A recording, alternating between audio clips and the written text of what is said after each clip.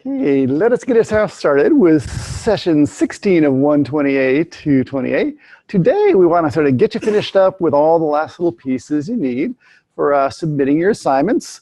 We have a couple of questions that came up that I think that are actually probably relevant to a lot of people. So we can kind of take a look at a few specific questions about how to get your views on sheets and get them ready to submit. But what I want to spend most of our time today is talking about model integration and really start to think about BIM 360 and different ways we can actually get our different models that we've created in different tools together and really make sure that we don't have any overlaps or duplicate pieces or just look for interferences between things, because it's sort of natural that if many of us are modeling the same thing in different environments, we might have things that are overlapping or interfering or just possibly connected to each other. So we will think about how we can use the tools to detect that. A very common thing we do when we're starting to think about construction planning, we want to avoid those interferences before we actually get out to the field so that we can head off the problems and solve them before things get manufactured. Okay, so let's go ahead and just start by thinking about just some of the issues of sort of getting your big building to fit onto a sheet. Okay. So let me go ahead. I'm just going to start over in Revit. In terms of thinking about things that are happening in Revit, let me just go ahead and I'll just open up my section 14. Actually, I should have opened just the section 15 ones. Hang on, I'll open that one instead. I'm going to open up the architectural. We'll open up the structural. Let me close that back up. I'll go to the session 15 architectural. Here's the issue. As you have your gigantic building, and many of our buildings really are quite large, they may not fit so nicely onto a sheet. And you might ask what to do in that case. So for example, I have a floor plan view over here. And depending on how big our building is, it may or may not fit in here. You'll see that right now I'm using a scale of 1/8 equals 1 foot, which is a fairly common scale for somewhat large buildings. But again, buildings get even larger than that, and you may need to scale on down. But the idea is that you're going to go through and create a sheet. So under Views, you can say, let's make a sheet. I'm recommending using the E size sheet, which is a little bit bigger. It's more common for commercial buildings. Okay. And now we can go through and try pulling in our floor plan view. Now, I was lucky in this case. My building is not so incredibly large here. It's all fitting at an 1/8 scale on there. But if it doesn't fit on there so well, okay, how do you actually go through and handle that? And let's just kind of take a look at different sort of scenarios. So let me zoom on out here a little bit. If your building is somewhat larger, but still not fitting, so for example, let me just go through and I'll make a little bit more to my building here. I'll assume my building came out this far in addition to that first piece. And I go to my sheet view. You might find that things are just sort of hanging out. Okay. And in that case, the first thing to do is just try rescaling things. So if it's not fitting at an 1/8 scale, try a 16th scale. That's perfectly okay, kind of considered a fairly standard scale. So you can do that a couple different ways. I tend to actually go back to the floor plan itself and do it here. But an interesting thing about sheet views is that you can actually just choose the viewport. So that view, which is hanging around inside of here, and you can activate it. And when you activate it, it's just as though you're back in the floor plan view, although you can see the background. The background's kind of grayed out now, but it is active, and you can go through and make any changes. So where I am right now is just the same as if I was looking at the floor plan view directly. So things like, changing the scaling are available here. You can sort of see that may fit a little bit better.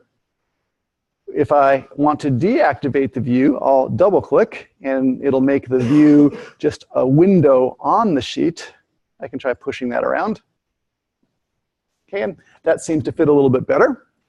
Okay, so if you need to get down to 16 scale, just go for that. Now, most people sort of have discovered my funny trick of, since the title bar is showing up in a funny location right now, and I'd really like it to be below everything, the easiest way to do it, it sounds kind of strange, isn't to go through and choose the title bar. Well, I guess you could do that. That's not so bad. I could just move it down that way. But the way I tend to do it is just to remove the view from the sheet, and I'll put the view back on the sheet, because then it'll do the best job it does of auto-sizing and trying to figure out the right length, the right location, all that stuff. So hanging around here, I'm looking pretty good. It all fit on the building. That's looking pretty good. But some people even have a bigger problem, where they have a building like this, and oh, maybe there's some bridge pieces that go between them.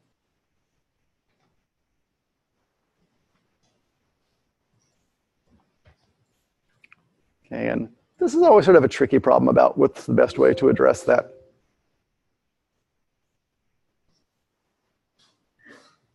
When this happens, and you go back to your view, and why is that not showing?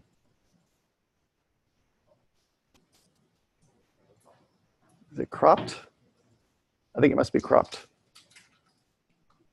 Either that, or I'm going to think about why is that building not showing? Should be there.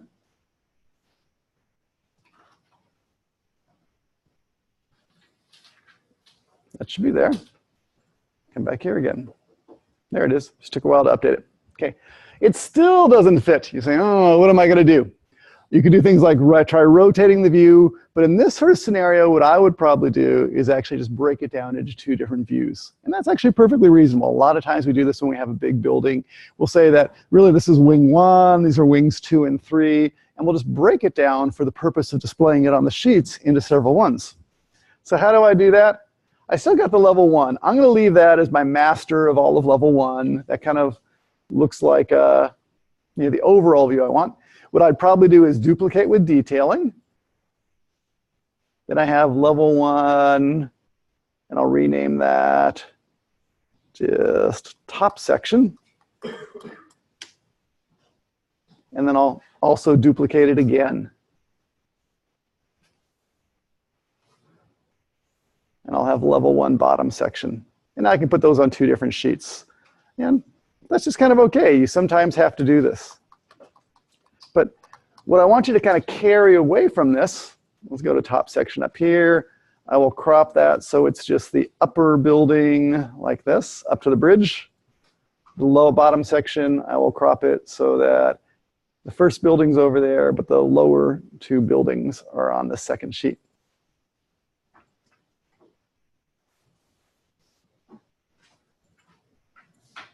Like that. Okay. So now we got these 2 separate ones. Let's see what else I could do. So I'm going to go back to my sheets. What I'm going to do is instead bring in the top section view. Okay, and then I'll make a second sheet. Again, using the same size, I'll put the bottom section on this one.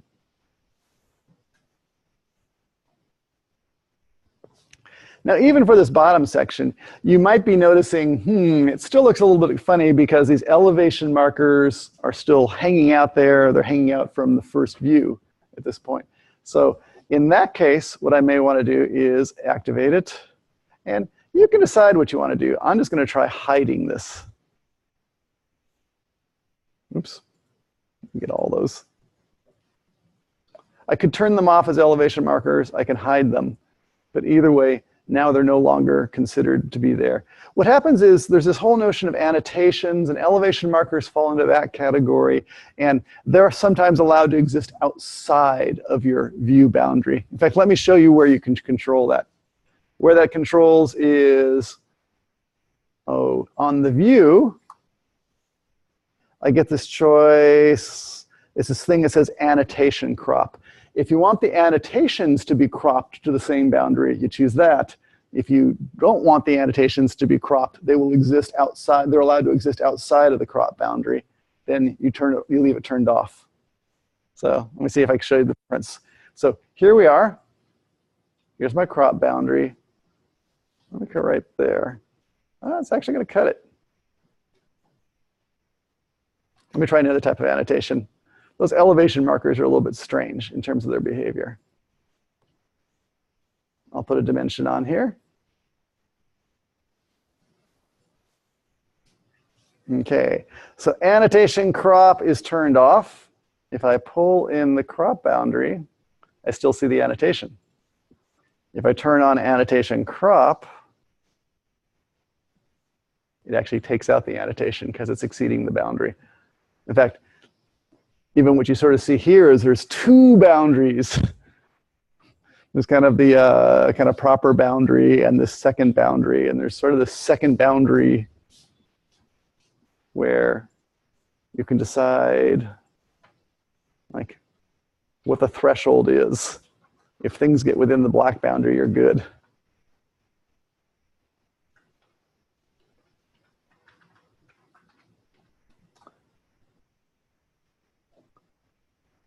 So you have a little bit of a boundary that annotations can exist in. But in any case, just go ahead and try and get them into buildings. Don't worry if it's sort of split across several sheets. It just sort of happens that way. You have a gigantic building. You know, sometimes you get them broken into quads or 8 different segments or tiles of some type or something like that. And it's just the reality of what we come up to. In general, though, we tend not to get to the very, very small sort of views. What you might want to do sometimes is this. I got my overall view here. Okay. What I sometimes will do is I'll take a view like this and I'll duplicate that.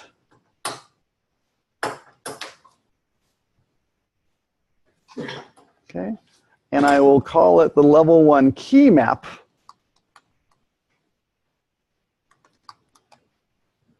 Okay, and the reason for having a key is you can go through and put it at a very small scale, like 1 to 64 or something like that.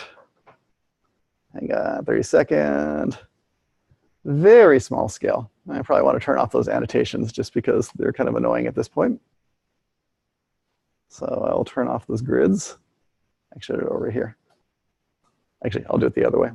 The easiest way to turn them off is actually just to choose the grid. You can say hide in view the category, and then I'll turn them all off. I can turn those hide in view the category. Okay, so now with that key map, what I can actually do is put that on here too. Just sort of give you a sense of really how the part that I'm looking at here fits into the bigger picture. So even when I do things like this, sometimes I'll say, you know, that's a key map that's looking at an outer scale. Sometimes I'll come through and have an inset. I talked about that relative to the design options. If you really want to sort of focus the attention, not on the whole building, but just on a specific area where you're making some changes. Let's show you what I mean by that. What I can do is on level 1, if really the part that I'm interested in is I want to focus on where we did this really sort of funny thing here, I can duplicate that.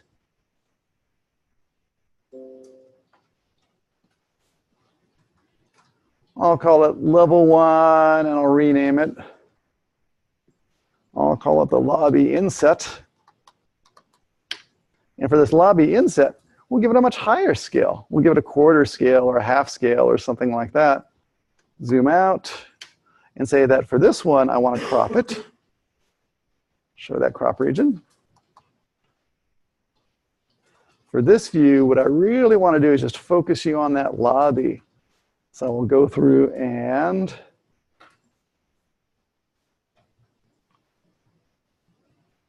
just really zoom in there.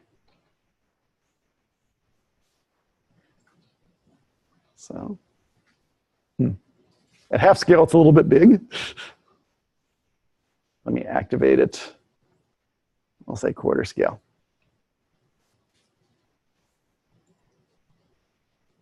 That's a little bit better. So I'll bring it in again.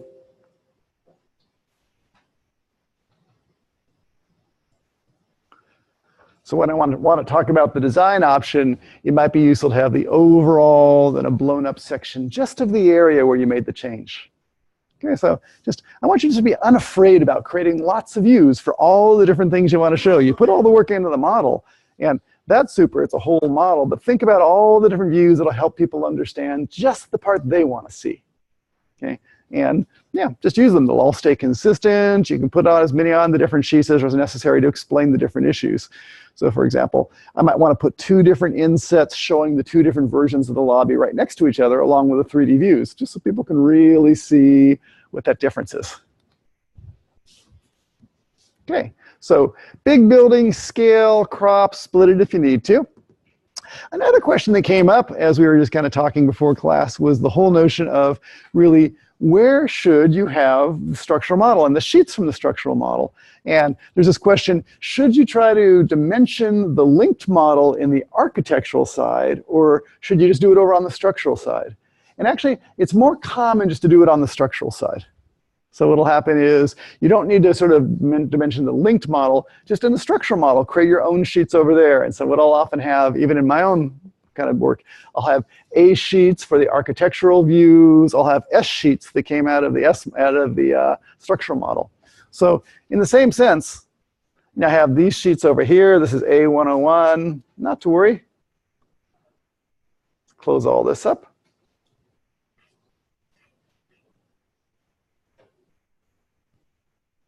For that structural view over here,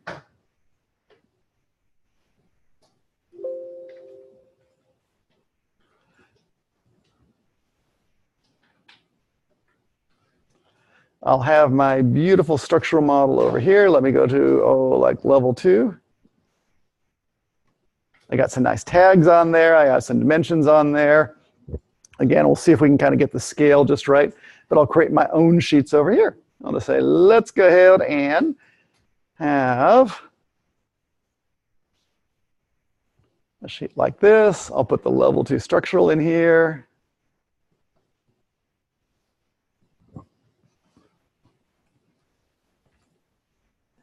In my funny scheme, I tend to sort of come up with weird naming schemes that'll work. I would probably call this S2 as opposed to S1, or you give it some name that sort of reflects that it's 2, or a framing plan for 2. Okay, maybe I'll have another sheet in here. I'm going to create a sheet. I'm going to call it S0. S0 is often what I use for like overviews or things that are more cover sheets or not the detail of a floor by floor level.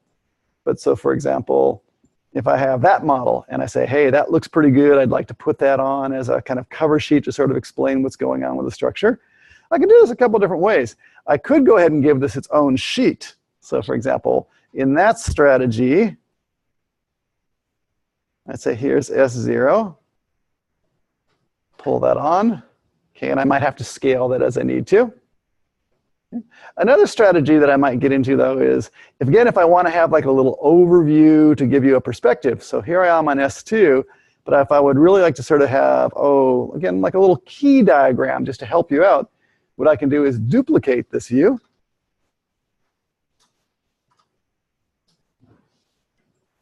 I'll just say structural. I'll rename this to be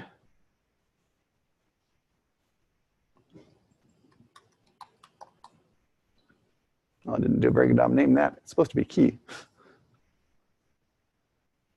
Try that again. It's hanging off the bottom there. There it is, or out the side. Okay, if I want it to be a key, I'll just make it a much smaller scale, like 8th scale, 16th scale, maybe even 1/32nd scale. Let's see what that looks like. 1/16th. Well, there it is, 1/32 down there.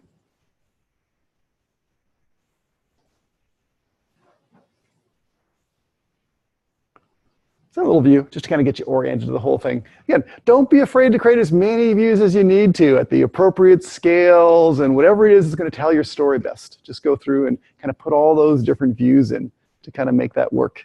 That looks a little small. I might be able to get away with the bigger scale.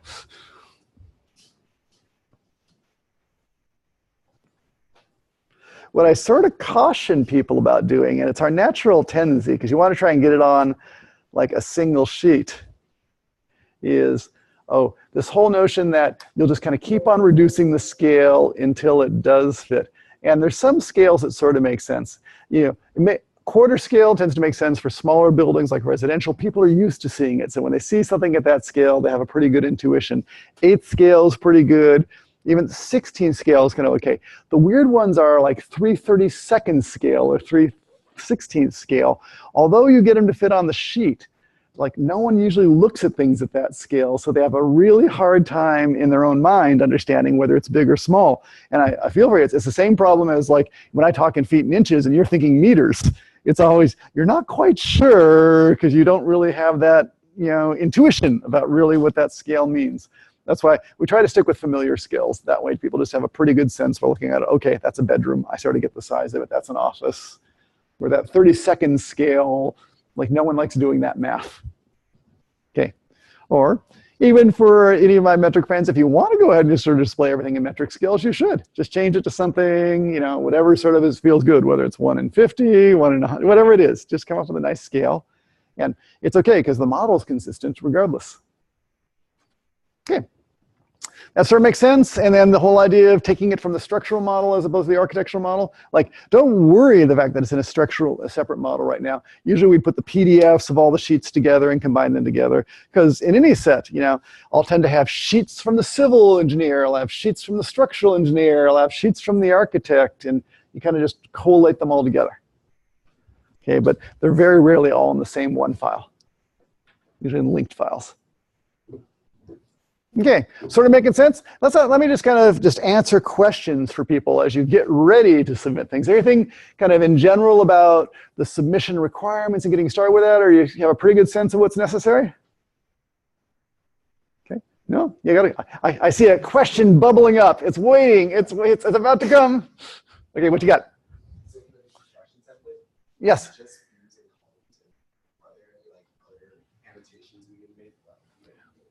Oh, no, for this, I would pretty much say it's just the structural elements and then the dimensions and then the tags on the elements. That's pretty much it. It's pretty high level in terms of what the structural drawing wants to be. Oh, all the stuff over here on the side, nah. That's like, it's a big title block. What a lot of people have done, if you can go there, you know, oh, the owner's Twitbot and it's the new workplace and give it a name down there. That part's good, but all this other stuff, that's just all superfluous at this point. In fact, let me even tell you, there's nothing magical about this. This is actually just a family too. So if you edit this family, you can go through and say, sorry, Autodesk, put your own logo there, put your own website, whatever you want to do.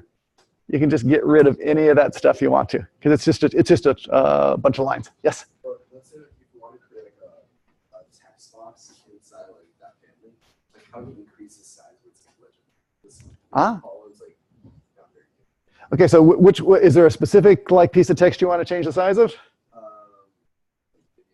The client name size. Okay, you want to make that different? Okay, so let's take a look at how it's defined. Say again? In the regular sheets, like if you want to insert text in a paragraph, just oh, okay, well, let's take a look at all those things. So client name over here really just comes as, it has a type. Okay, so for every piece over here, you just go through and you choose the size. The size is actually how it's going to be physically printed based on the overall size of that. Okay, but you can sort of adjust things or create new types here. So let's go back over to, let's load this one into the project. My beautiful stripped down template. Okay, a little less Autodesk. So over here, two things to watch out for. If you want the text to follow around with the view, okay, put the text in the view. Okay, so if I'm hanging around over here and I want to, in that structural key, put some text in here, I can use the text tool. It's under the annotate also. And put some text in here.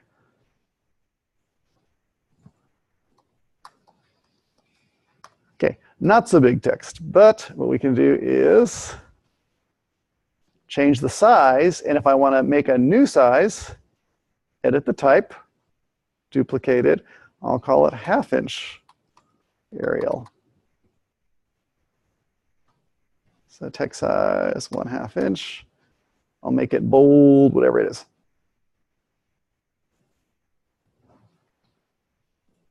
Okay, so far so good. Let's come back over here. It's hanging around there. It'll move with it. Okay. On the other hand, you just may want to, especially if you're thinking like when we put together architectural boards or presentation boards, you may want to actually have just text just sort of floating around on here, at which point you can. This is text on the sheet. I don't think I spelled that very well. But it's hanging out there. And again, you can choose any of the text sizes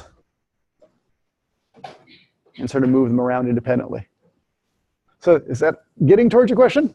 Yeah. So feel free to, compose the sheet. Often, like if you're thinking about, boards that you can put on a wall, you'll have text, you may have some lines, or you may have some filled boxes or something like that to sort of lay it out, kind of like you would do in Illustrator or something like that.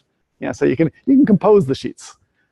Yeah, different application than doing it for the construction drawings, but definitely worthwhile. Okay, cool.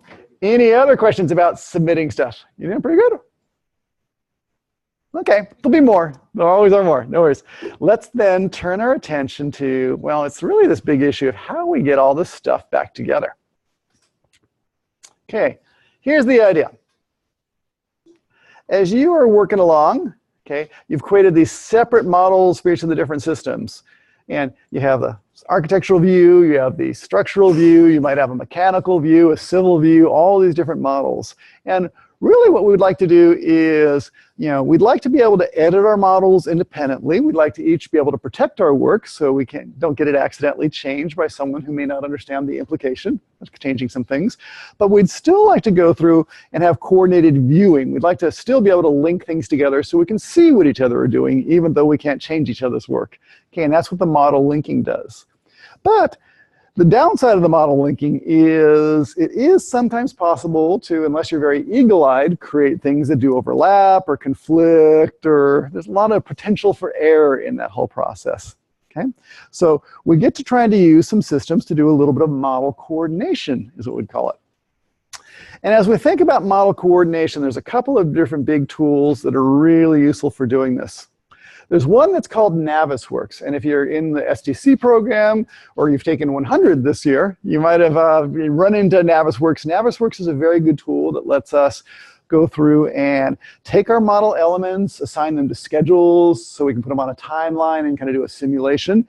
It also is very good for taking our model elements and seeing, do they conflict, do they overlap? Okay.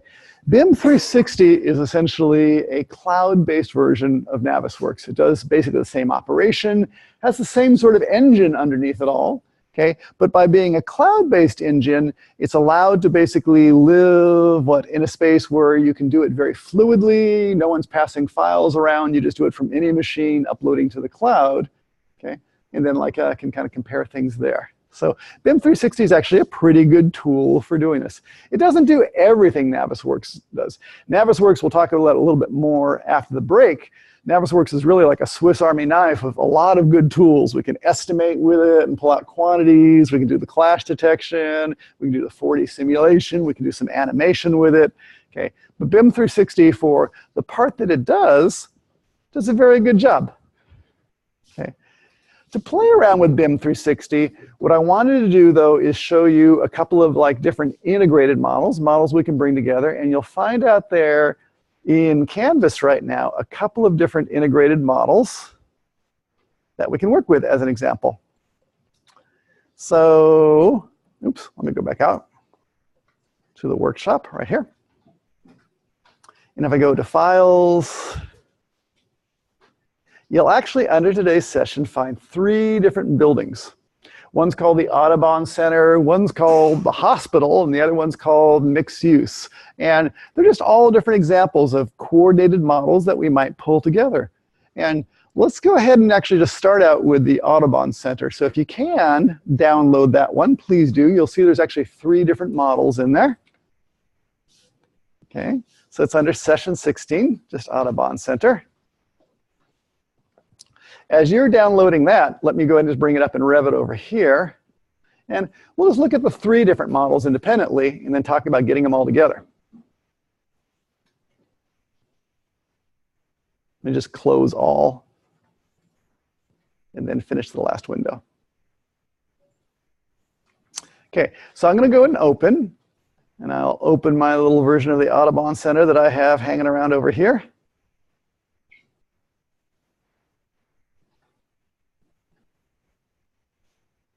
Okay, I got 3 different versions, an architectural, a structural, and an MEP.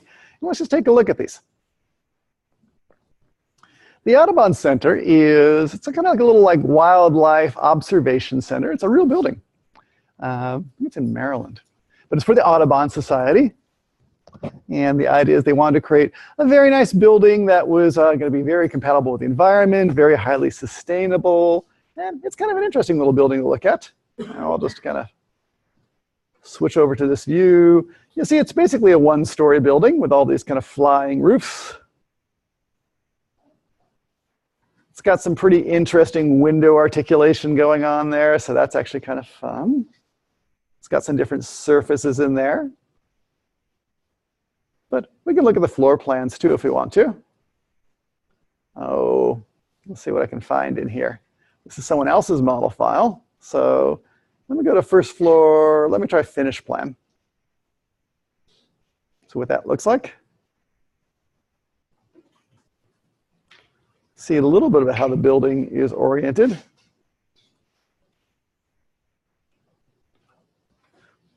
It's kind of a good example of just a architectural set of drawings that came out of the model that you can kind of keep on working with. Okay, so it looks like we have some finishes here. It looks like we have some embedded metal plaques actually kind of floating down in the floor, I think those are. Okay, but you come on in, there's a reception desk, a nature store, there's some workrooms, some toilets and things like that. There's some classrooms, just all sorts of stuff floating around in here. Okay. Another way to look at the model, just to explore it if you want to, is if I go back to the 3D view again. Something I often will do is I will right-click on this and orient to view and just say, let's cut it to the first floor. It's hard to tell which one I want to cut it to exactly. Oh, I'll say the first floor clean. How about that? Again, what I'm trying to do is just really impose a section box on it. And rotate that around again. That might give you a pretty good sense of what the building looks like. Okay, so we got our architectural view. It's kind of hanging out. It's looking pretty good. Let's go ahead and also open up a structural view of this model. Okay, so if you want to see what the structure is that goes inside this building, we'll open up Audubon structure.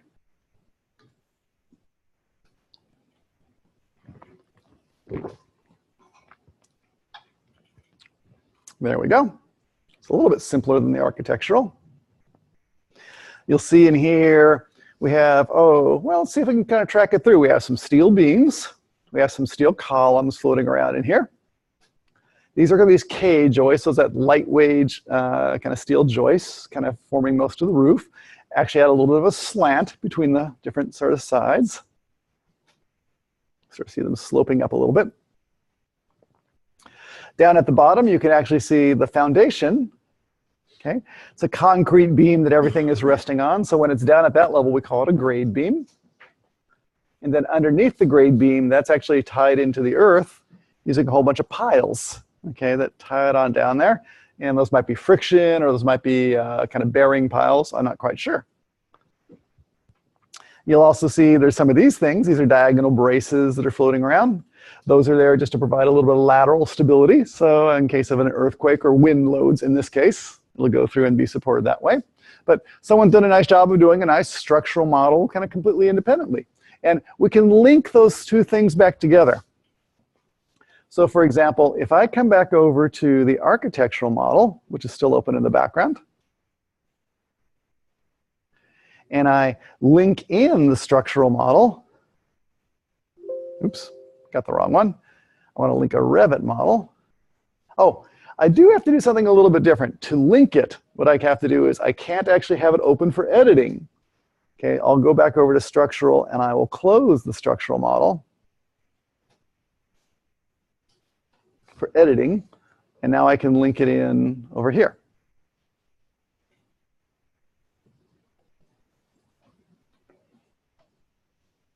Okay, and now you can start to see that the columns are kind of poking up. Let me zoom on out here a little. The section box is cutting most of the action, so you're not seeing the piles at the bottom and all that kind of stuff. But it's hanging around down there. So we have those two models linked together. Now, there's actually even a third model in this whole suite. We have the architectural, we have the structural.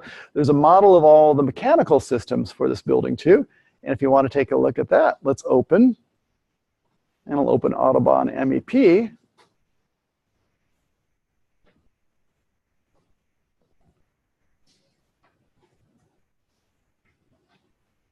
Okay, and this is quite a complicated model.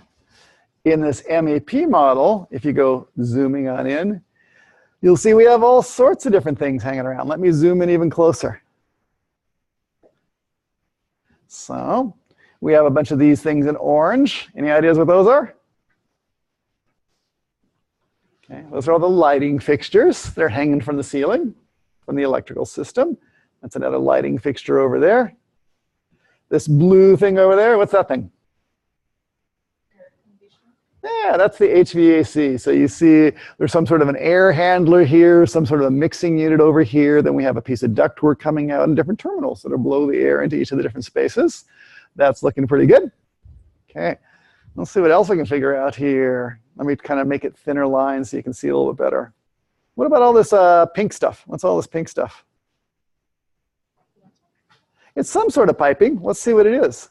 It's a PVC pipe. This is actually part of a sanitary system. This is sort of draining some water. So from those air conditioning units, we're probably draining some water away. Let me go over to another part of the building where there's some things that may be very familiar. Let me zoom on in here. Okay. So we have things like the toilets going into a system. We have the floor drains. If we go looking around here, we'll probably even find the sprinkler systems. These things over here, those are like wall switches and data outlets, things like that. Okay, there's right over here like a cable tray of some type. So a lot of stuff going on here. Okay, so given the incredible number of objects in all three of these models, what do you think the likelihood that everyone's objects are just in the right place relative to each other and we don't have conflicts? Yeah, it's very, very small, the likelihood that that's actually true. There almost always are some conflicts, and those conflicts are often, it's not just negligence on people's parts. Oftentimes, I do my work, I put things in place, and then later on, the architect, for a very good reason, decides to move a wall or change a configuration. And if I'm just not on top of that, it's quite possible I have some sort of conflict now. It's just very, very common. You have so many people. We try to communicate with each other, but it's really hard to sort of communicate everything back and forth. It's just likely we're going to have some sort of little problems. Okay, so one approach to this is, we could say that, great, we'll just link all our models together in Revit and try to use that for conflict coordination. But it turns out it's actually pretty hard to do that. What's telling me here is that our mechanical model is already linked to the structure and the architecture, and it's not going to pass those in as secondhand links, because that would create a circular reference. So in this case, since I already have the structure and I already have the architecture open, I won't reload those because they're already here. So that's what that message was all about. But if I look here now, you can start to see there's all those outlets, those kind of wall switches. We have all sorts of stuff now, all interworking together. And you can start to see, I can even sort of start to spot different things that are probably problems here.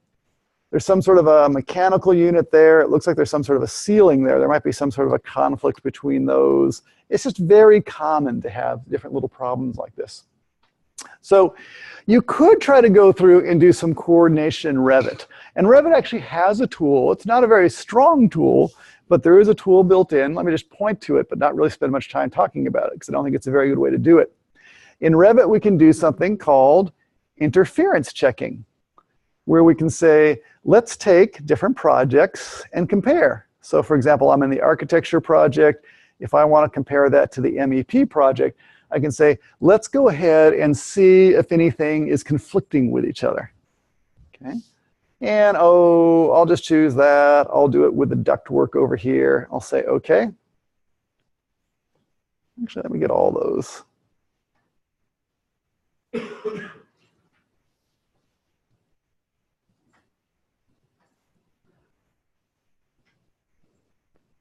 It'll go through and look for some sort of interferences between those, and it'll come with a big list. And with that big list, I can say, okay, there seems to be some problem between a ceiling and a piece of duct. There seems to be a problem where a duct runs through a curtain wall, some things like that. I can start looking for those problems. But I don't advocate doing it here in Revit for two reasons. When you're doing it in Revit, you can only do things pairwise. It can only do A versus B or B versus C. It can't do A versus B versus C. It thinks about it just in a pairwise way. Okay. The other thing that's sort of limiting about this is if you do it in Revit, it's sort of dependent on everyone having the model in Revit. And that may not always be true on your project. Your structural engineer might like to work in Tekla or some other system. Your civil engineer might be working in Civil 3D. There's just any number of tools that things come in. So, doing it in Revit sort of depends on everything being a Revit file. So if you want a little more generality to the whole thing, then it makes sense to think about BIM 360 or Navisworks. Okay, so let's go ahead and think about how that world works. The idea is we're going to go through and take our models and send them up to the cloud and do some analysis there. But in order to do this, let's go ahead and start by just getting you into BIM 360. Okay, and then we'll show you how we send these models over to it. Okay, so I'm going to go over to just my desktop right now. Actually, for most of these machines, go ahead and start by doing this. Let me go to Chrome, because I think it's probably not yet installed in your environment. The very first time you kind of run BIM 360, it often tries to install something. If you haven't done it on this machine, we need to do it by doing this. I'll say b4.autodesk.com desktop. That sounds like a really weird URL, but if you put that in there, it'll go through and install the latest version of the desktop client on your machine. Now, that works in the Windows environment. Turns out there's environments for doing on an iPad and iOS machines, and there's probably even an Android implementation now. But for your desktop version, let's do it here. b4autodesk.com. Yeah, I'm going to open the Glue launcher. It's going to do a little downloading here, make sure everything's OK. But see if you can get that installed on your machine.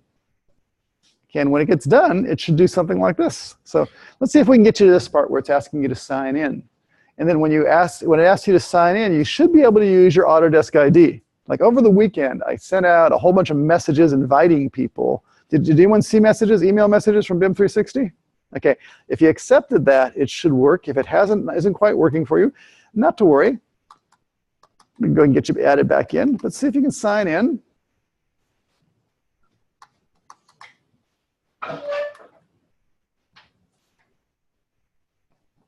Okay.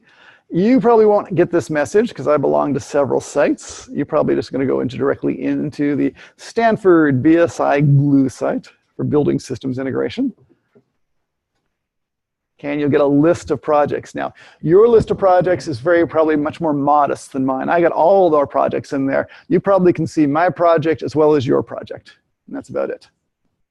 Okay? But if you can see my project, if you see that one over there, try opening it. And we'll take a look.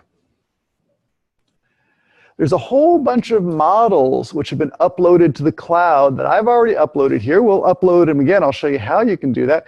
But if you want to go through and look at one of these models in the cloud, what you can do is the follows. I'll say more since I have a bunch of them. I'll go to the Audubon Center, and we'll just look at the architectural file.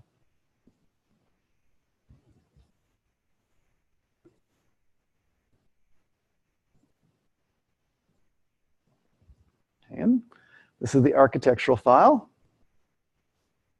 It might look sort of familiar to you. The nice thing about this file as we work with it though is, we're looking at it in the cloud. We're looking at this, we can also look at this through a web browser or something like that. So people can look at your models, explore your models, experience them without actually having to have Revit installed on their machines, which is pretty handy because Revit's a pretty big install. If you want to think about sharing things with other people on your project, having everyone have to install Revit is, a big burden for a lot of folks. So it's nice to think about not having to do that. What I'm going to do is do a little bit of, within this tool, walking. I'm going to use the walk tool and see if I can sort of walk in a little bit closer.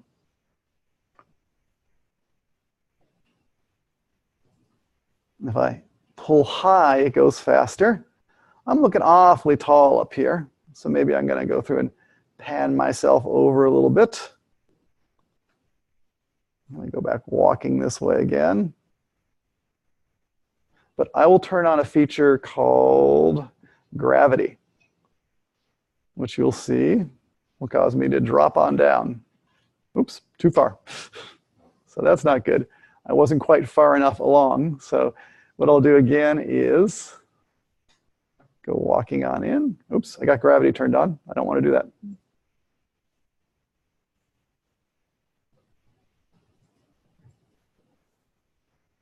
Walk myself in. I got to make sure I'm over it.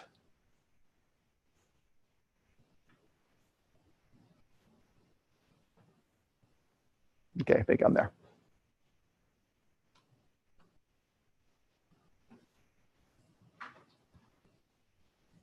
Oh, I'm still missing. Okay, we're going to try something a little bit different. Let's try. Does that work? That doesn't work. I used to be able to double click on things. Well, I'll fly in. How about that? When you fly in, think of yourself as a paper airplane.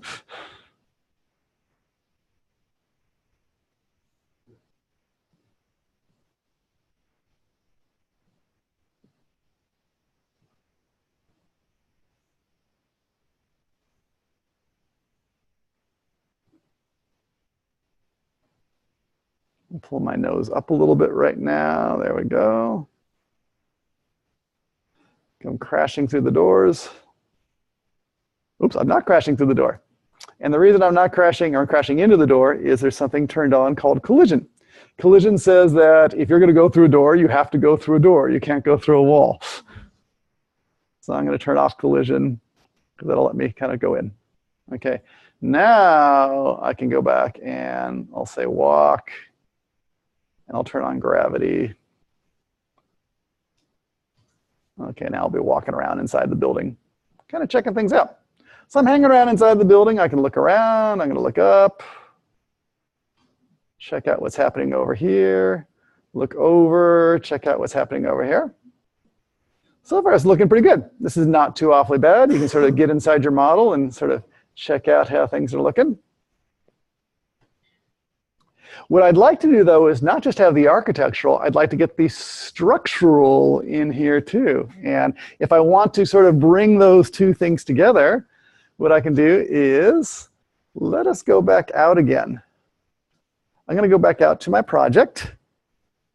And as opposed to just opening up that architectural, what I'm going to do is actually create something called a merged model. A merged model is I want to take 2 or 3 different models and bring them together into a single thing. Okay, a single integrated model. So I can say, let's merge the model. And we'll find some things to put together. Let's go ahead and put together the architecture, the MEP, and the structural. Okay, and you have to give it a name. I'm going to call it Audubon Merged GLK, just so I have my instance. Why don't you go ahead and create one also? You can make Autobahn merge and just put your own initials after that or something like that if you want to play along. It merges the models together. And you might say, okay, well, what does that look like? You might notice things look a little bit different now because in this merge model, we actually have the footings showing. So there's a little bit more going on here. You can actually see the MEP system showing, although the MEP system is showing kind of at a funny angle over there. So I know there's something wrong in the way I have this model registered right now. That MEP system has like some sort of an angle to it. I'm going to have to remove that. Okay, so, but let's just go ahead and walk on in. We'll see if I can fix that at the break, but we will try flying on in there.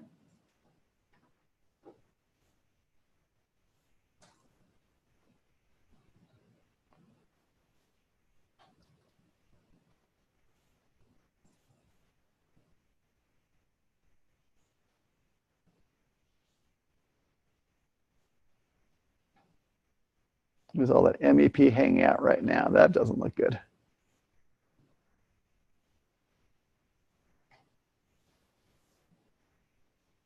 Okay, but now you can start to see. Let me go ahead and walk around there a little bit. Like the integration of all those different systems together. Now, as I look around in here, you see the structures there. The MEP is actually sort of not in the right place right now. So what I'm going to do is just for the purpose of this right now, I'm going to say for the MEP, just hide it. Just because I know it's not correct right now. Let me just turn that off. Okay. But I can now go looking around and sort of see how the structural and the architectural are working together. And you start having a sort of a truer view of what this looks like.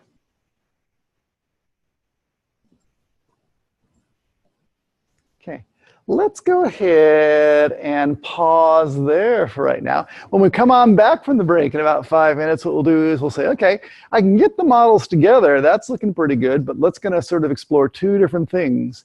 A, how do I, once I've merged the models together, set up some different viewpoints so that people can come to specific places that I already think are interesting so that they don't have to just kind of navigate around the way I'm doing. Okay. B, we'll think about like how we can start looking for some potential areas of conflict and use the tool to give us some advice about where that is. And C, we'll figure out how you actually get your models in here, because it's actually a pretty simple process. So let's go ahead and we'll do our pause right now, come on back in 5, and we'll play that game.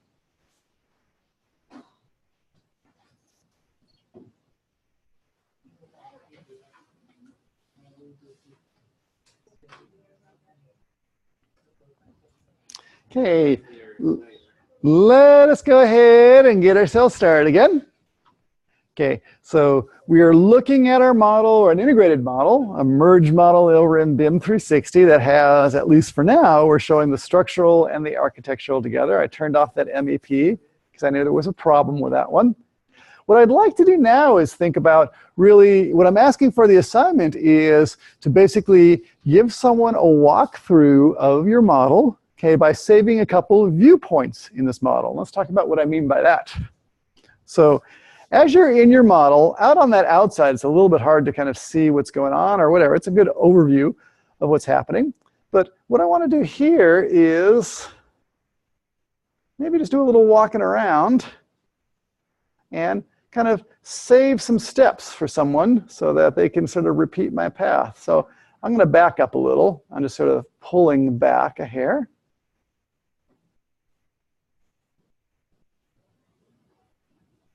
I'm going out here, outside the outer lobby. Let me pan that over a little bit. So if I think this would be a good point to sort of get someone started on a tour of the building. Maybe I'll even go back a little further because I sort of like that little walkway coming up to the building.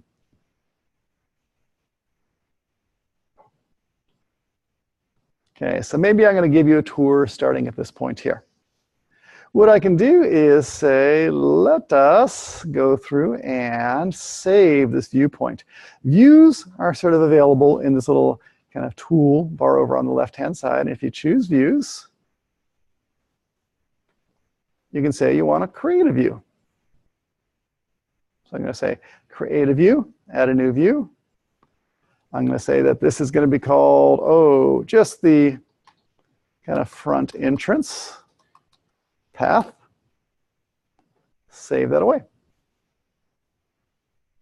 Okay, next I'm going to go move it on in here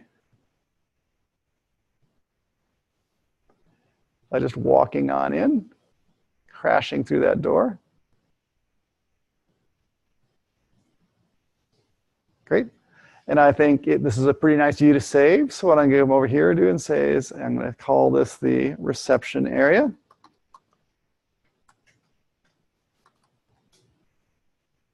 Okay, looking good. Then I might go walking through the building.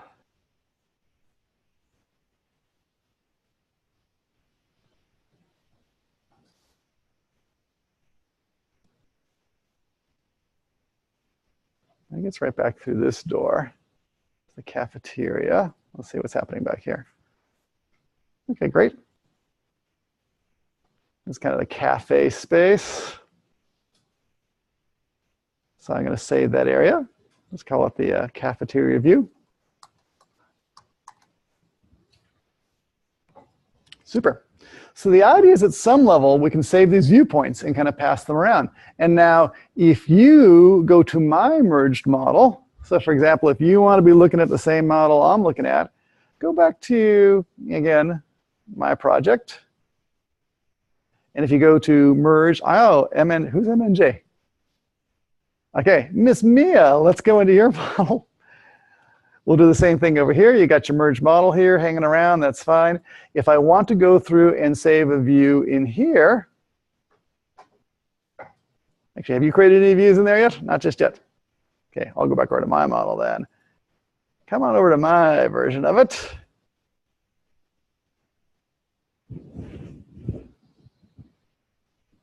Feel free to join me in here. We'll say, go to the views.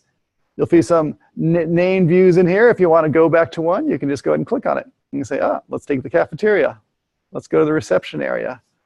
Let's go to the front entrance. Okay, so you can definitely save views really easily, and that's what you're supposed to do for the assignment. Is just basically merge a model and save some views so that we can just go through and go popping around to a couple places.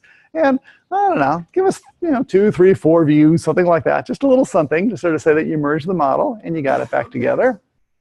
But let's talk about what else this is good for. Okay, so actually, let's start with that. How about for you guys who are following, for those who are following, go ahead and see if you can just navigate to some other spots in here and save a view. It'll show up on my list over here. So let's see if you can get to another spot. Go through and save a view for me, and we'll go through and take a look. Okay, so again, you could start with one of my views and navigate out from that.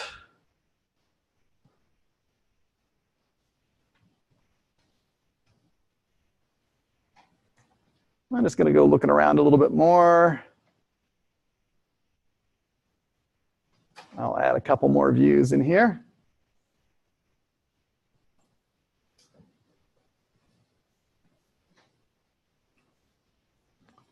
I'll call that like back towards entry.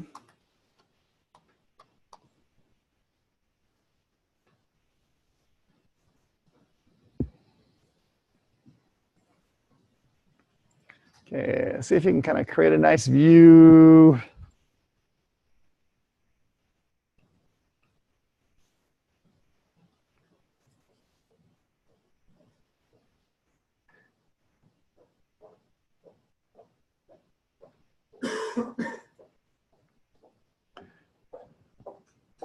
Okay, anyone else have a viewpoint for me?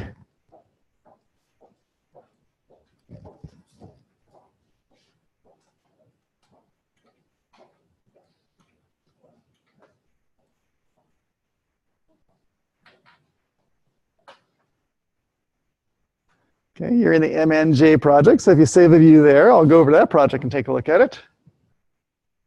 Okay, people are sort of just setting up. Go ahead, Mia. Why don't you go ahead and save one of your views? Save a view. Doesn't really matter what it is right now. We'll just and I'll just use it for demonstration.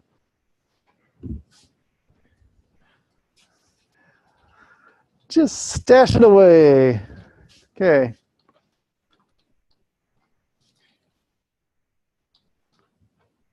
Okay, so as Mia saves her view, what's going to happen is we can leave little breadcrumbs for each other. So I can go back over and say that if I go into Mia's project, or Mia's merge view of the models, I can look at the views. And there's the side Audubon. That's what she just put in there. So here's what she's looking at. And while we're looking at these views, I can go through and I'll say, well, let me go through and move somewhere else. I'll just look over here.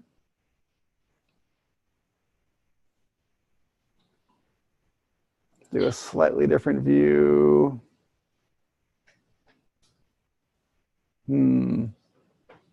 I'll go through and save that view. Call that the loading dock entry. So we have these different views. Mia can go to my view, I can go to her view in terms of what's going on. We're sharing. Okay. Now, as we're looking at these views, though, very often what will happen is you will start to notice things that don't look quite right, and you'd like to sort of just mark it down. So in the same sense that if you've ever worked with a set of plans and you redline them, you just go finding things that look a little bit odd, and you make notations on the plans just to help someone see what's wrong. We can do that same thing. Right under views, we'll find something called the markup tool. And the markup tool really just lets us go through and add some markups. So what's a markup? A markup is really just some sort of line work. We make my markup red. I'll just do the squiggly line. And I'll put a big old markup over here in Mia's model. I'll even put some text in here that says, these HVAC pipes are hanging out. Okay, and I'll save that away. Now, the difference between a view and a markup really is just that I have some annotations on top of it. So as soon as I move away, see, the markup disappears, but later on, if anyone wants to sort of see that markup, they can go back out there. So this is a way that we can just sort of start leaving notes for each other about things that need to be fixed in the project. Okay, so just visually we can go through and start to find different things and just see things that look a little bit odd. Okay, so Mia, you're in your model, right? Can you go ahead and just put a markup in there somewhere? Doesn't really matter much. We're just going to try to demonstrate this. So go ahead and under the markup tool, just go, just kind of navigate to some viewpoint, and we'll say that let's go through and we'll add a markup to it. Oh, it's like hanging off the side of the screen a little bit, isn't it? Okay, so close that one up with the views. We're going to go to the markup tools right underneath it. Okay, and go ahead and just kind of click add there, and now you can do some drawing, okay, for something that you like, and you can even put some text in there.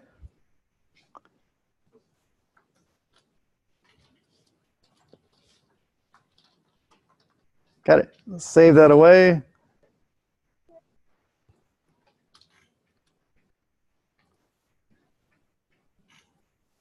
Is it going to do it? Oh, try. There we go. Okay, so Mia's put a markup in there. Let me go ahead and refresh mine.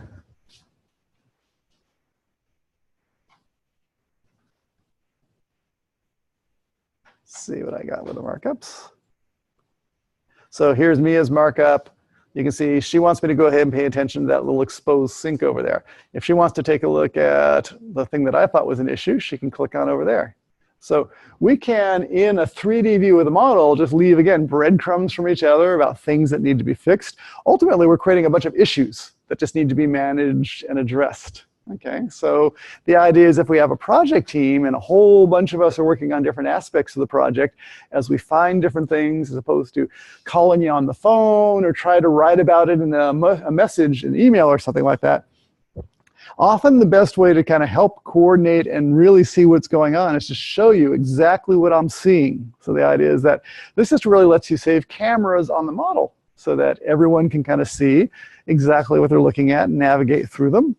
Okay, and for example, on this loading dock entry issue right here, if I wanted to go ahead and send this to someone, because I really wanted to get her attention, oh, what are we gonna do here?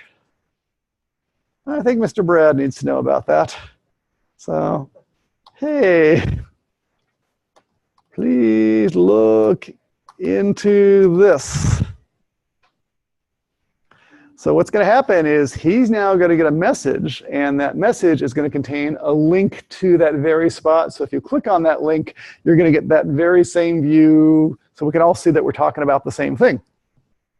Okay, so it's actually a pretty good system for doing that. Okay, so just going through and putting the views in and marking up is really a great first start. That's where we're really going to ask you to go just for the last part of the assignment, is just go through and put them there. Oh, but let's tell you how you actually get your models in here, because that's an important part. We don't want to leave that part out. So let's come back over to Revit, and we'll tell you how you get your models over. Okay. For this purpose, let me go through and, well, actually, I can just go back to the model that I was working on. Let me go back over to, don't save that. Cancel. What I'm going to do is go back to that model that we were looking at just a little while ago. So I'll go back over to 15, the architectural. I think I left them in 14. Well, I'll do it in 14. Do that one.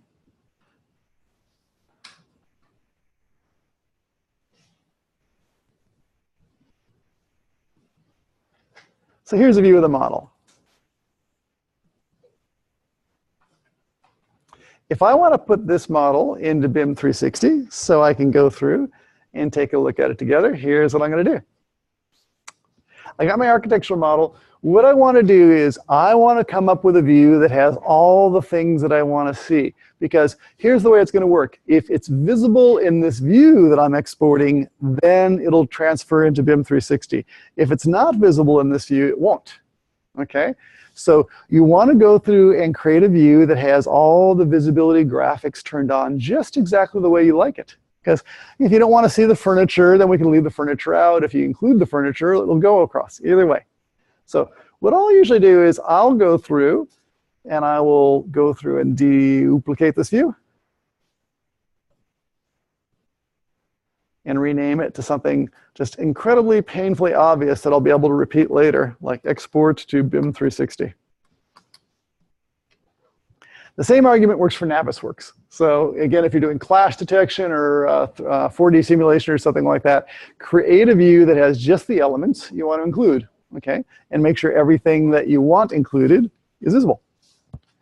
Okay, once you have your model there and it's looking pretty good, here's what you got to do. It's actually pretty straightforward. Under the Add-ins tab, you'll find a button for a tool called Glue. And if you choose the Glue tool, it's kind of like exporting a PDF, although in our case, I'm going to export to my project. I'm going to choose which view to export. I'm going to export that 3D export to BIM 360. It's going to say, okay, let's give it a name. I'm going to give it my name. This is my session 15 ARC model. If you have Navisworks installed on your machine, you'll get two choices, Navisworks NWC or DWF. If you don't have Navisworks, it'll just be DWF. It doesn't really matter a whole lot. They're actually pretty equivalent, but Navisworks tends to let you carry a little more information. I'm going to actually put it in a folder just because under models, I want to group these because it's going to get a little bit hairy. So I'll say this is going to be my session 15. Okay. So I got a view, what type, and I want to tell it where to put it. And when you have all those, you can say, glue it. So that's not too awfully bad. What it's going to do is it's going to take all these models, it's going to convert them into another format so it can send them efficiently up to the cloud, and now it's uploading. Okay, it's going over there. So that's what you need to do to glue a model. Let me do the same thing, though, to that structural plan. So let me go ahead and close up the architectural.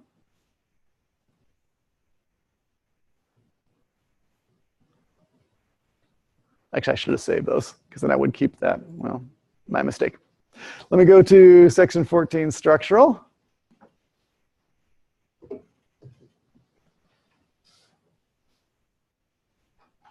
In the same sense, it doesn't have to be in the same orientation. That's not important, but just make sure you have a view which shows what you want to see. I'm going to make that shaded. Again, it's not important. The elements will come by either way. I'll say create a view for this. I'll say duplicate it. I'm going to again call it export to BIM 360.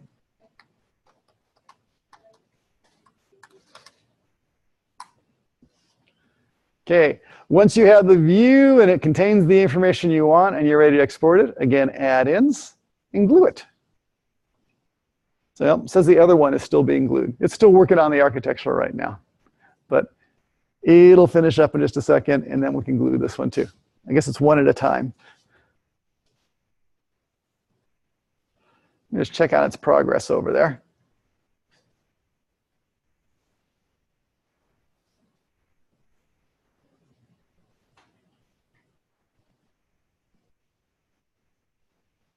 Still gluing.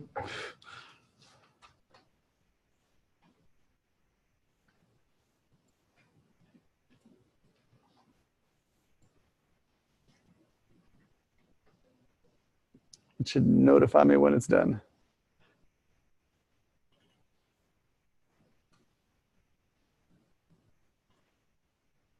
Still working. I didn't think that was all that complicated a project.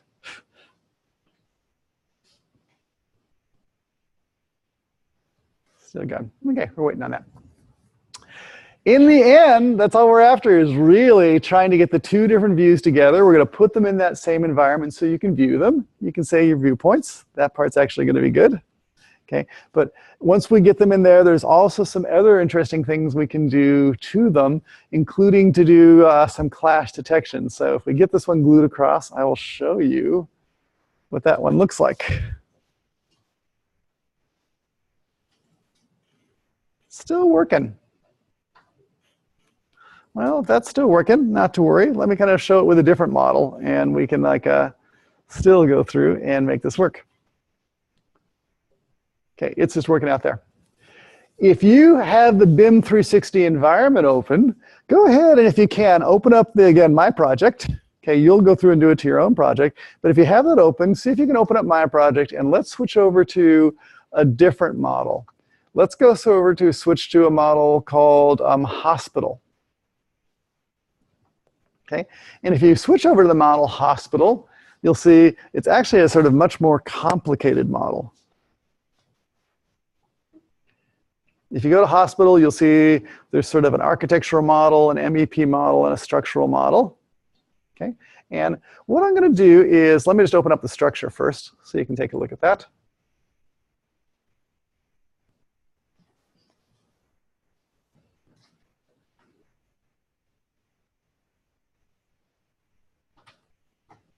Okay, it'll load it on in here. Okay, here comes the structure. This is kind of an interesting structure. People who have had curved buildings were sort of wondering about putting curved grids in. And there's an example of curved grids.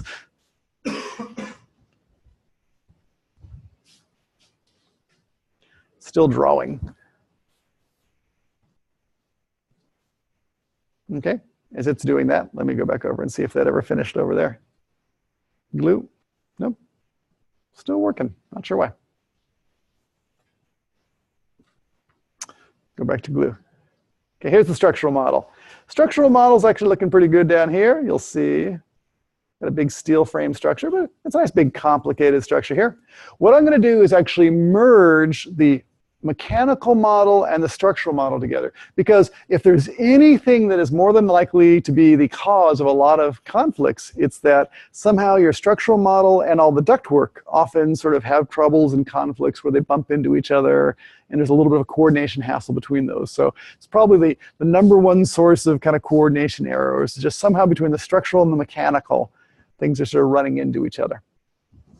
So to merge those things, what I would do again is, I'd say new merged model, and I'm going to go to the hospital tab. I'm going to get the MEP and the structural together. I'm going to call this hospital, struct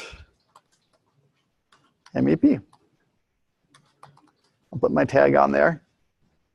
But it's going to merge those two different things together. They'll show up in the list and they'll open. So we're going to get sort of these two things together. And all of a sudden now you start to see there's the structure, there's all the MEP,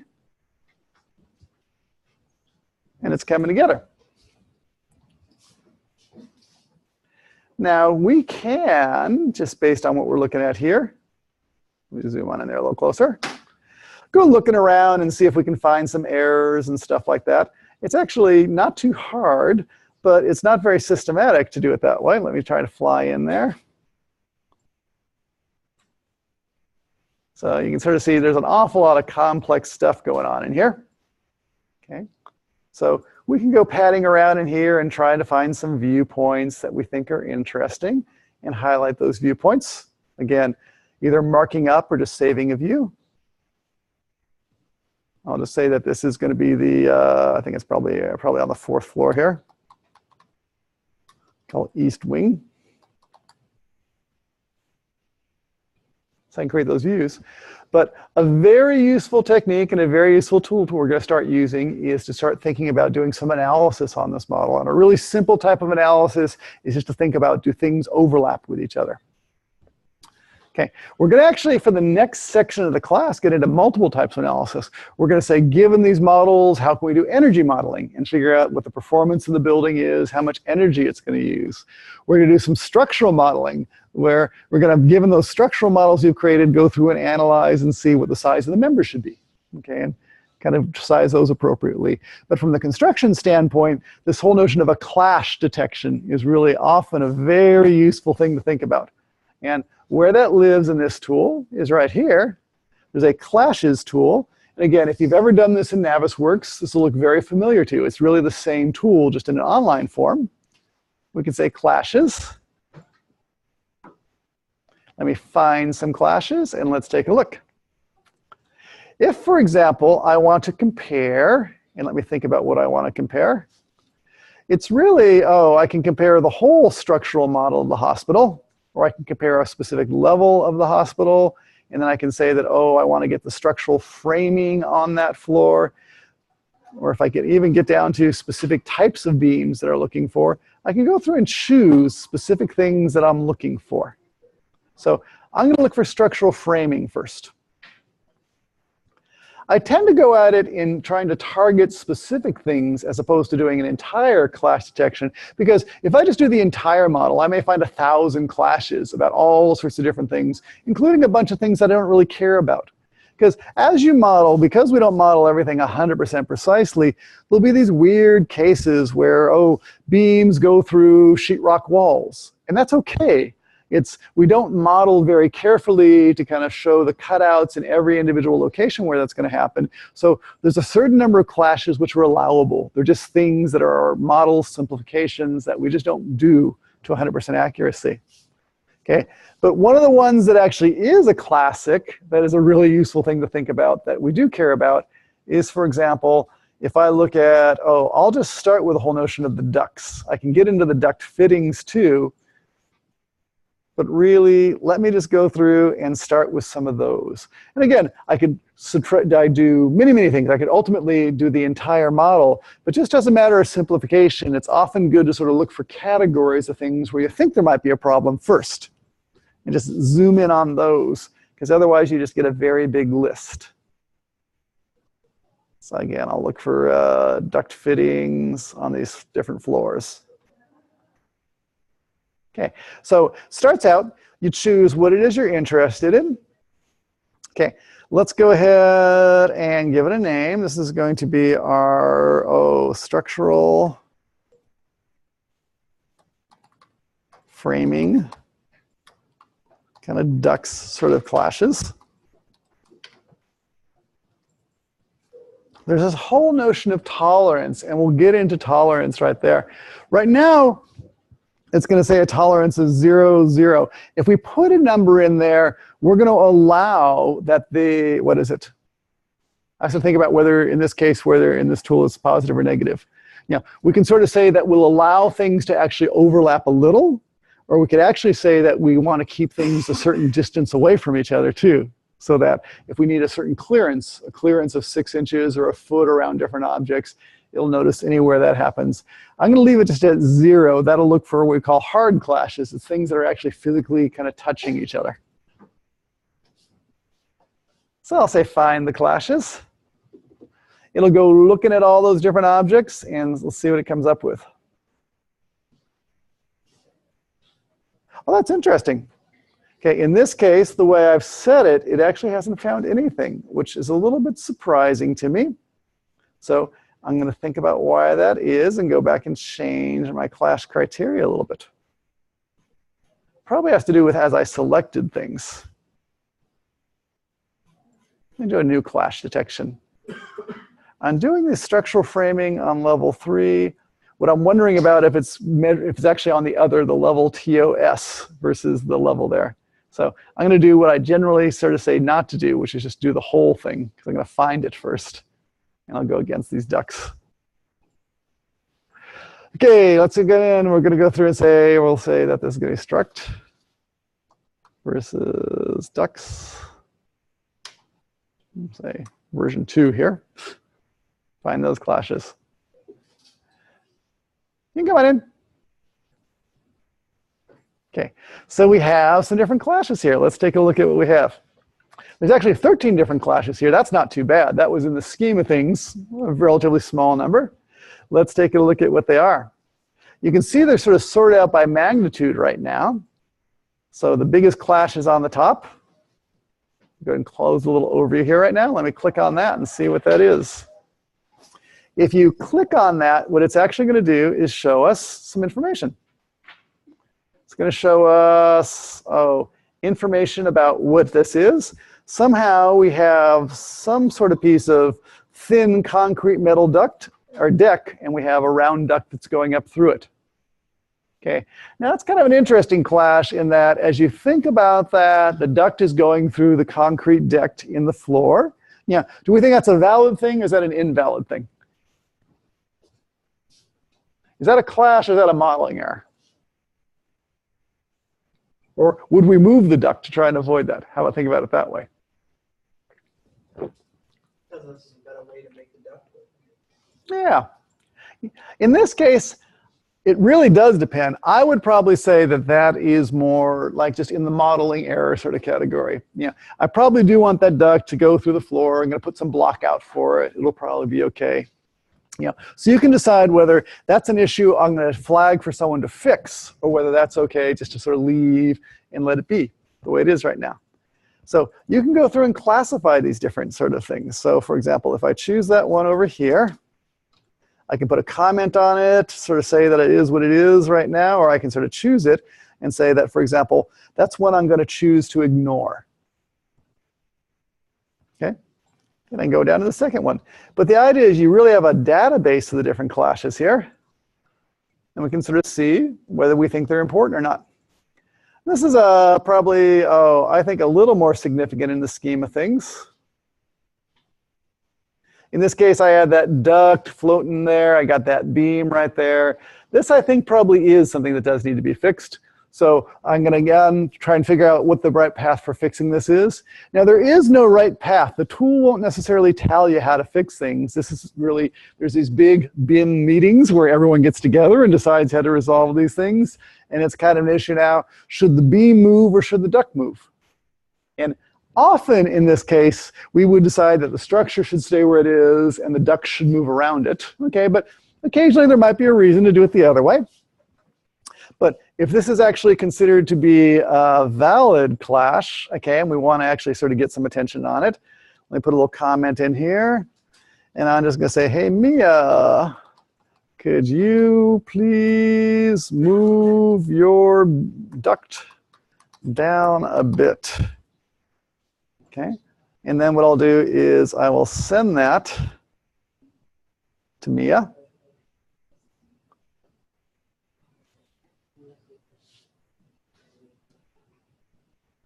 Okay. So now she'll get this view with that comment and everything all tied together. Okay. Similarly, we can come on down here. What's happening over here?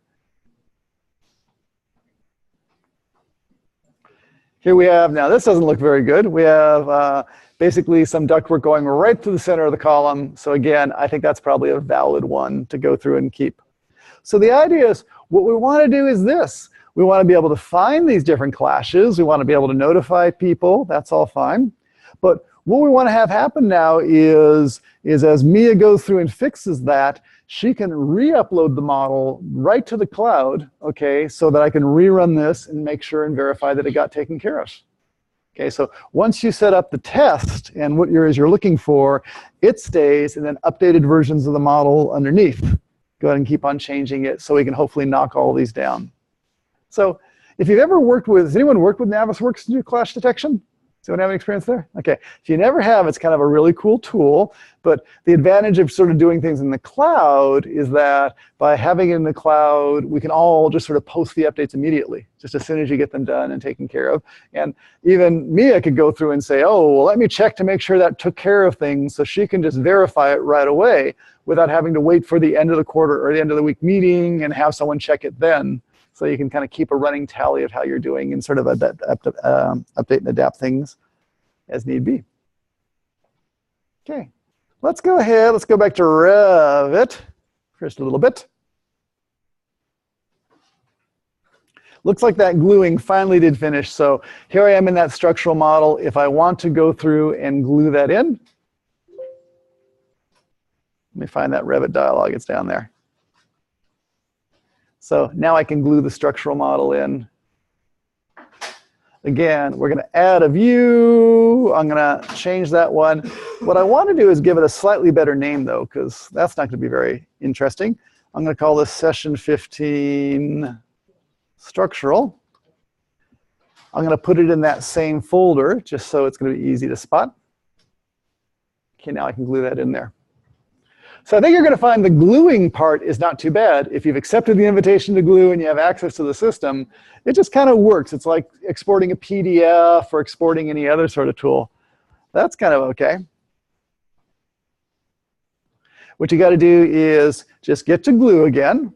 And again, on your machine, if you don't have access to glue, if you are on a machine that you walk in on and glue isn't showing up as one of the tools that's available to you, what you got to do is go to this URL right here. It's b4autodesk.com desktop. That'll install the glue front end on the machine. Okay. It'll do a little download. It'll do what's necessary. But in the end, it'll bring glue up. Once you've installed it on your machine, it should just show up under your start menu. Okay, but the first time you may need to do that. So again, you'll come in, you'll probably only have a few projects here. And then if you go through,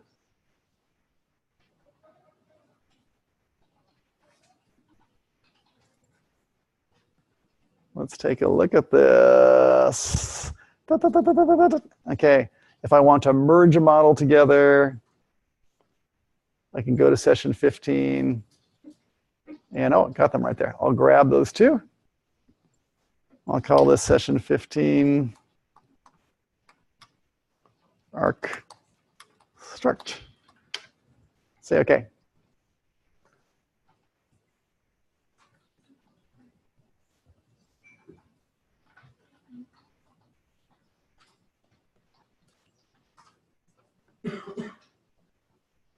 Close up the clash detection. So now we have this merge model, and we can do all the same sort of things with it.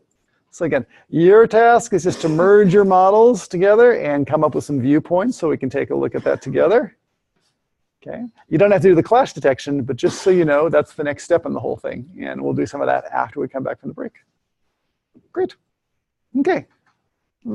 Let's leave it there for today in terms of some of the, where we want to leave you relative to the beginning of the holiday week. Well, when we come on back, look at the whole issue again about analysis. We'll look at sort of some energy analysis. We'll look at some structural analysis. And we'll look at some kind of construction analysis, looking for clashes and how to do a 4D simulation.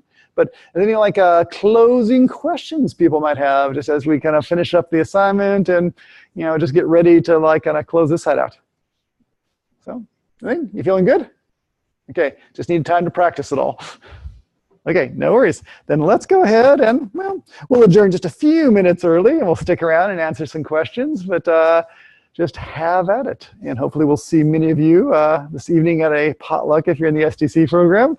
But we will I don't know, just stick around and try and get people through this. Again, not everyone sort of, many people are kind of using the next few days to sort of finish their work, and that's okay. Again, just if you can, try and get it done before the end of the weekend even, because you just really don't want to hang it over your holiday week and something like that. So it's better just to go and get it finished up and be done with it so that you can have a nice, clean holiday break. Okay, let's go ahead and we'll wrap it for today.